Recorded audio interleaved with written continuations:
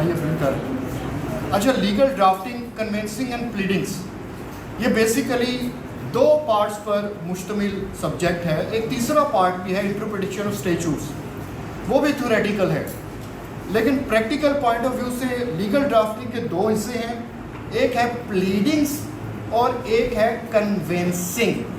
Pleadings and convincing.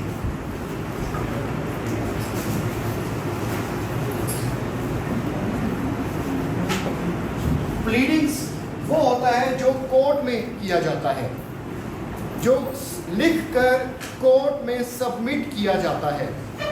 अगर आप कोई सिविल सूट फाइल करते हैं, सिविल सूट जो फाइल करता है उसको क्या कहते हैं?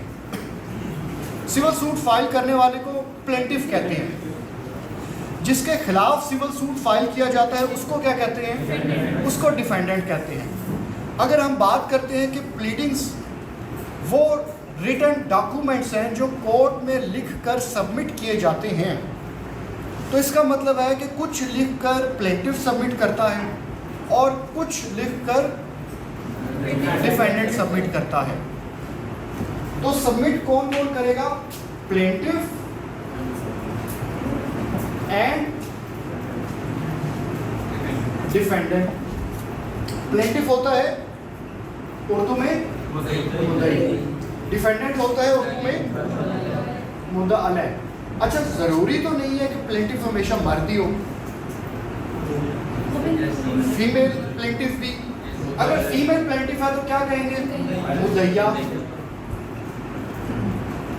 अच्छा, ये भी जरूरी नहीं है कि प्लेंटिफ एक ही हो, एक से ज्यादा भी हो सकते हैं। तो एक से ज्यादा होंगे तो क्या कहेंगे? मुद्दैया। अच्छा, एक से ज्यादा प्लेंटिफ अगर मेल है तो फिर भी मुद्दैया, एक से ज्यादा अगर फीमेल है तो फिर भी मुद्दैया। अब हम बात करते हैं डिफेंडेंट की। मेल डिफेंडेंट एक है तो क्या कहेंगे? मुद्दा है। और अगर मेल डिफेंडेंट एक से ज्यादा है, मुद्दा अलहम, मुद्दा अलहम, मुद्दा अलहम। अच्छा, अगर फीमेल डिफेंडेंट है, मुद्दा अलहा।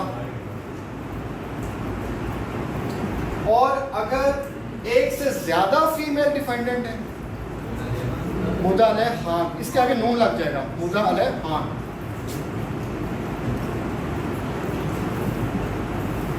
अब प्लेंटिफ, मुद्दई, मुद्दैया, मुद्दैयान, इनको लगता है कि डिफेंडेंट के खिलाफ हमने कोई क्लेम फाइल करना है, सिविल सूट फाइल करना है। अब वो कुछ लिख कर कोर्ट में सबमिट करेंगे। वो जो लिख कर कोर्ट में सबमिट करेंगे उसको क्या कहते हैं? प्लेंट। प्लेंट। अब जब वो प्लेंट कोर्ट में फाइल करेंगे, पूरा पलंदा तैयार, ये नहीं सिर्फ अकेली प्लेंट ही फाइल कर दी जाती है। प्लेंट तो आप ऑफिस में बैठकर कंप्यूटर पर ड्राफ्ट कर लेंगे, 5-6 सफ़ों की बन जाएगी, 4 सफ़ों की बन जाएगी। उसके साथ सारे डॉक्यूमेंट्स अटैच करके, वकालतनामा, जो भी सपोर्टिंग डॉक्यूमेंट्स हैं। फिर कोर्ट क्या करती है? जब सूट फाइल किया जाता है, डिफेंडेंट को नोटिस करती है। फिर डिफेंडेंट कोर्ट में पेश होता है। फिर डिफेंडेंट को कोर्ट क्या कहती है कि भाई तुम्हारे खिलाफ प्लेंटिफ ने एक दावा फाइल किया है और ये उसकी प्लेंट है, इस प्लेंट का जवाब दो। उसको कहती है जवाब दावा या रिटन स्टेटमेंट। प्लेंट को उर्दू में क्या कहते हैं? अर्जी दावा। दावा भी ठीक है, अर्जी दावा। और रिटन स्टेटमेंट को जवाब दावा। अब यहां से हमने बात शुरू की थी प्लीडिंग से। अब मैं अगर आपसे पूछूं कि बेसिकली प्लीडिंग्स क्या है, क्या चीज कोर्ट में लिखकर सबमिट करने को प्लीडिंग्स कहते हैं, तो ये जो एंड पर दो चीजें निकली हैं ना, अर्जी दावा और जवाब दावा, ये दोनों कहलाते हैं प्लीडिंग्स। अच्छा, ये हमें कहाँ से पता चलता है? ये CPC ऑर्डर 6 रूल 1 जो कहती है कि pleading shall mean plaint and written statement, दावा और जवाब दावा। अब दूसरा पोर्शन है कन्विंसिंग। कन्विंसिंग होता है इंडिविजुअल्स के दरमियान कुछ मुआहिदा जात। तो हम अगर इन दोनों को डिफरेंशिएट करें तो प्लीडिंग्स कहाँ पर सबमिट की जाती है? कोर्ट में। कन्विंसिंग मुआहिदा जात, कन्विंसिंग ये कहाँ पर होते होंगे? प्राइवेट इंडिविजुअल्स के दरमियान इकरारनामा। जैसे मैं आपको कहूँ कि भाई अपना मोबाइल मुझे सेल कर दें, आज मुझसे 5,000 रुपया रिसीव करें और 1 महीने के बाद उससे बकाया 1,15,000 रुपया रिसीव करके ये मोबाइल मुझे दे दें। अब मैंने कहा कि भाई आज आप मुझसे 5,000 रिसीव कर रहे हैं, कुछ इसका प्रूफ तो होना चाहिए। तो आपने कहा कि सर ठीक है, हम इसका एक इकरारनामा लिख लेते हैं। वो कौन सा इकरारनामा होगा? एग्रीमेंट टू सेल, इकरारनामा मुआहिदा बै, कि आज हम इकरार कर रहे हैं कि ये चीज़ कल को सेल की जाएगी, फिर सेल डीड लिखी जाएगी। अब अगर हम आज यहाँ पर बैठ कर एक इकरारनामा लिखते हैं, उस इकरारनामा लिखने के प्रोसेस को क्या कहेंगे? ड्राफ्टिंग ऑफ दैट एग्रीमेंट क्या कहेंगे उसको? कन्विंसिंग। क्या मतलब? वसीका, वसीका नवीसी। वसीका नवीसी से मुराद ऐसे ड्राफ्ट्स को, ऐसे डॉक्यूमेंट्स को तैयार करना है। वो कैसे डॉक्यूमेंट्स हैं? जिन डॉक्यूमेंट्स के जरिए या तो किसी प्रॉपर्टी का कोई एक राइट ट्रांसफर हो रहा है, फर्क है थोड़ा सा, सुनिएगा गौर से। एक ऐसा एग्रीमेंट, एक ऐसा ड्राफ्ट, एक ऐसा रिटन इंस्ट्रूमेंट जिसके जरिए या तो इस प्रॉपर्टी का कोई एक राइट ट्रांसफर हो रहा है या फिर ये पूरी की पूरी प्रॉपर्टी ही ट्रांसफर हो रही है। अगर ये 5 मरले का घर है और आज हम एक एग्रीमेंट लिखते हैं कि इस प्रॉपर्टी का कोई एक राइट मैं आपको ट्रांसफर करता हूं, कौन सा राइट है transfer? Right of, right to passage हो सकता है, राइट ऑफ पोजेशन।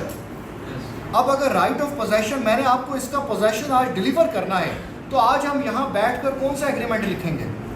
ये अक्सरियत ने हो सकता लिखा भी हो, कहीं तय भी किया हो, रेंट एग्रीमेंट। रेंट एग्रीमेंट, अब रेंट एग्रीमेंट के तहत मैंने आपको इस प्रॉपर्टी का क्या ट्रांसफर किया? पोजेशन ट्रांसफर किया। पूरी प्रॉपर्टी ट्रांसफर नहीं की, ओनरशिप टाइटल ट्रांसफर नहीं किया, सिर्फ ये हक दिया कि आप जब चाहे इस प्रॉपर्टी में एंटर हो सकते हैं, 1 साल के लिए, 11 माह के लिए इस प्रॉपर्टी को रिटेन कर सकते हैं। तो अगर रेंट एग्रीमेंट हमने तय किया कि आज रेंट एग्रीमेंट लिखना है और हमने रेंट एग्रीमेंट लिखना शुरू किया, तो वो जो रेंट एग्रीमेंट लिखना शुरू करने का प्रोसेस है उसको कहते हैं वसीका नवीसी। और रेंट एग्रीमेंट बेसिकली है क्या? What is a rent agreement? Contract है। और अच्छा, इस तरह के और भी बड़े बड़े एग्रीमेंट होते हैं। कौन कौन से हो सकते हैं? सेल डीड, जिसके ज़रिए एक घर किसी और को फ़रोख्त हो रहा होता है। Gift deed, mortgage deed. अच्छा, ये जो जितने भी फ्रेजेस हैं या जितने भी वर्ड्स हैं, ये आप देखेंगे कि हर एग्रीमेंट या हर डीड जिसको हम कोई नाम दे रहे हैं वो 2 हिस्सों पर मुश्तमिल है। Gift deed, sale deed, mortgage deed. तो बेसिकली ये है क्या? डीड है। ये बेसिकली क्या है? डीड है। तो डीड को बनाना क्या कहलाता है? कन्वेंसिंग कहलाता है। तो लीगल ड्राफ्टिंग के ये 2 पोर्शंस हैं। तो पहले हम शुरू करते हैं जी। एप्लीकेशन की ड्राफ्टिंग है वो किसमें आएगी? ये इनका सवाल है कि एप्लीकेशन की ड्राफ्टिंग किस में आती है। अच्छा, ये अब 2 तरह के इसके जवाब बनते हैं, एक एग्जामिनेशन पॉइंट ऑफ व्यू से और एक बनता है प्रैक्टिकल पॉइंट ऑफ व्यू से। अच्छा, जब स्टैट्यूट लिखा जाता है ना, तो उसमें लैंग्वेज बड़ी मैटर करती है। कुछ ऐसे होते हैं जो हम कहते हैं कि मैंडेटरी प्रोविज़न क्या है। ये तो समझते हैं, इसको रिपीट करने की जरूरत तो नहीं है ना। What is a mandatory provision? जिसमें कौन से लफ्ज़ यूज़ हो जाए? शैल। ऑर्डर 6 रूल 1 कहता है प्लीडिंग्स शैल मीन प्लेंट और रिटन स्टेटमेंट। अगर इसकी लैंग्वेज पढ़े देखें तो क्या लगता है कि मैंडेटरी प्रोविजन है, लेकिन कोई प्यूनिटिव मेजर तो नहीं है।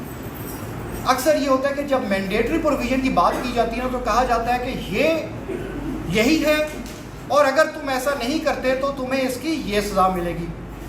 अगर तुम 30 दिन के अंदर अंदर रिटर्न स्टेटमेंट नहीं सबमिट करते कोर्ट में तो तुम्हारा राइट स्ट्राइक आउट कर दिया जाएगा, तुम्हें हक नहीं दिया जाएगा, सज़ा भी दे दी। तो यहाँ पर यह नहीं बताया गया कि pleadings shall mean plaint and return statement, लेकिन अगर किसी और चीज़ को प्लीडिंग्स कह दिया जाए तो वो गलत है या उसकी ये सज़ा है। तो प्रैक्टिकल पॉइंट ऑफ व्यू से अगर देखा जाए, अगर आप कहीं पर कोई एप्लीकेशन लिख रहे हैं, सीपीसी में बेतहाशा एप्लीकेशंस आती हैं, तो आप कह सकते हैं कि this is also part of pleadings. लेकिन पेपर पॉइंट ऑफ व्यू में अगर देखा जाए, अगर आप हमेशा से देखें सिर्फ एप्लीकेशंस कभी भी नहीं आती, प्लेंट आती है या रिटर्न स्टेटमेंट आती है। तो वो फिर पेपर के पॉइंट ऑफ व्यू से ऑर्डर 6 रूल 1 को ही फॉलो किया जा रहा है कि pleading shall mean plaint and return statement. लेकिन इसको कहा जाता है जैसे अर्जी नवीसी। तो अगर आप वैसे अगर बात की जाए तो आप जब कोई एप्लीकेशन लिख रहे हैं, अपील लिख रहे हैं, रिट लिख रहे हैं, तो दैट इज़ आल्सो प्लीडिंग्स, वो भी इसी का हिस्सा है, क्योंकि आप कुछ कोर्ट में लिख कर सबमिट कर रहे हैं। ठीक है, चलें अब हम प्लीडिंग्स को शुरू करते हैं कि प्लीडिंग्स है क्या, वो तो हमने देख लिया। अर्जी नवीसी है, प्लेंट है या रिटन स्टेटमेंट है। अच्छा, सबसे जो मुश्किल मरहला प्लीडिंग्स में आता है या भूलने का जिसमें चांस होता है वो ये होता है कि हमने इसको स्टार्ट कैसे करना है, हमने इसके मिड में क्या करना है, हमने इसको एंड कैसे करना है। तो इसकी याद दहानी के लिए, सिर्फ जहन में रखने के लिए मैं अक्सर एक एग्जांपल देता हूँ, वो आपको भी आज एग्जांपल दे देता हूँ। बचपन में आप लोगों ने कभी कोई एप्लीकेशन 6 या 7 क्लास में लिखी हो, प्रिंसिपल साहब को कभी लिखी थी? कौन कौन सी लिखी थी? बीमारी की। चले, कभी कोई ऐसी एप्लीकेशन लिखी कि प्रिंसिपल साहब रोज़ाना ब्रेक टाइम में मेरा लंच खा जाता है, कोई इस किस्म की एप्लीकेशन नहीं लिखी। अच्छा, अगर आपने ये एप्लीकेशन लिखी होती तो किस तरह लिखते? सबसे पहले क्या लिखते? बखिदमत जनाब। चलें, मुझे ना एक वॉलंटियर चाहिए होगा जो साथ साथ,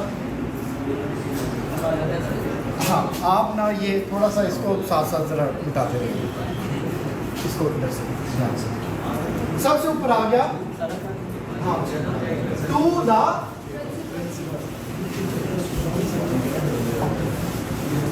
प्रिंसिपल साहब को शिकायत लगा रहे हैं ना, तो टू द प्रिंसिपल आ गया।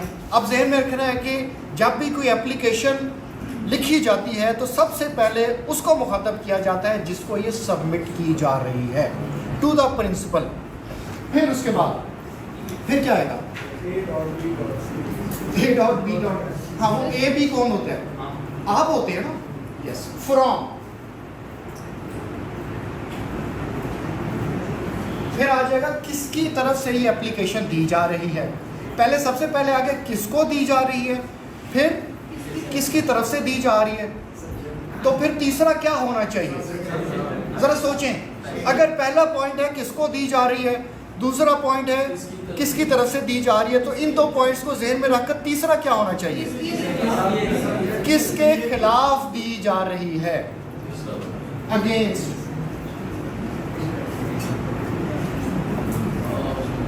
टू, फ्रॉम, अगेंस्ट, किसको दी जा रही है, किसकी तरफ से और किसके खिलाफ दी जा रही है। अब बताएं चौथा, सब्जेक्ट। बिल्कुल, सब्जेक्ट जिसमें आप लिखेंगे कि रोज़ाना की बुनियाद पर मेरा लंच खाया जाता है। फिर आप मुखातब करते हैं प्रिंसिपल साहब को, कैसे, क्या लिखते थे? डियर सर, रेस्पेक्टेड सर, जो भी लिखते थे रेस्पेक्टेड सर लिख लेते हैं, क्योंकि ये हमारे इस्तेमाल करने वाले सेंटेंसेस वर्ड से थोड़ा मिलता जुलता है।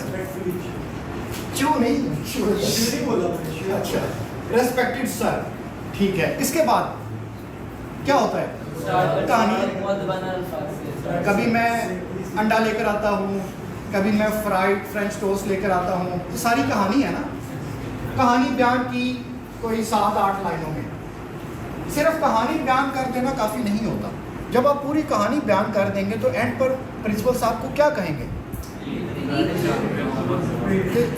मैंने जो आपको बताया है आप कुछ करें इसके खिलाफ, एक्शन लें। तो हम उसको कहते हैं कि प्रिंसिपल साहब से कुछ प्रेयर कर रहे हैं, कुछ खुदा कर रहे हैं कि बराए मेहरबानी इसको जुर्माना डालें, इसको मेरी क्लास से निकाल कर किसी और क्लास में डालें। तो ये आ गई प्रेयर, ठीक है, प्रेयर कर ली। फिर उसके बाद नीचे वो एक साइड पर क्या लिखते थे? Yours ओबीडिएंटली, yours ओबीडिएंटली। यही फॉर्मेट था ना? मुबारक हो, प्लेंट का 90% आपने कवर कर दिया। यही प्लेंट का फॉर्मेट भी यही है। टू किसको, फ्रॉम किसकी तरफ से, अगेंस्ट किसके खिलाफ, सब्जेक्ट क्या कहते हो, चाहते क्या हो, थोड़ा सा ब्रीफली एक लाइन में बता दो।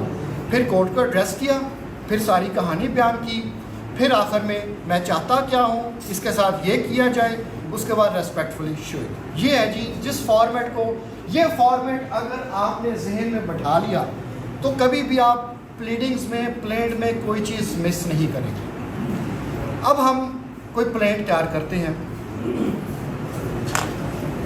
प्लेंट्स जी रिकॉर्ड करके दोबारा से स्टार्ट करें। वो